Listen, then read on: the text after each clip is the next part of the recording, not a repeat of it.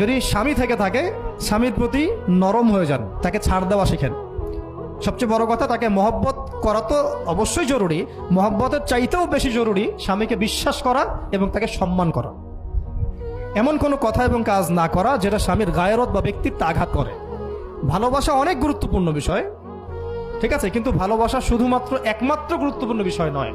আরো গুরুত্বপূর্ণ বিষয় হচ্ছে বিশ্বাস, সম্মান এবং আনুগত্য। এখন বলতে পারেন যে আমার স্বামী আমাকে অন্যায় কাজে আদেশ করলে কি আমি আনুগত্য করবো? কখনোই না।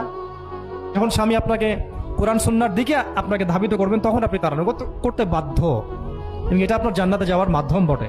যে এই পৃথিবীতে কেউই আল্লাহ পাকের পরে সিজদা পাওয়ার যোগ্য না, এমনকি নবীদেরকেও আল্লাহ পাক সিজদা করতে বলেন নাই।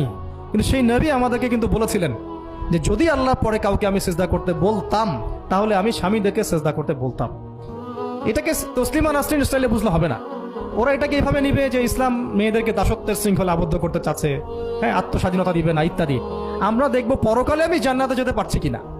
আল্লাহ পাকের হুকুমের চাইতে আমার কাছে কোনো যুক্তি, বিজ্ঞান, প্রযুক্তি এগুলো বড় মানদণ্ড নয়।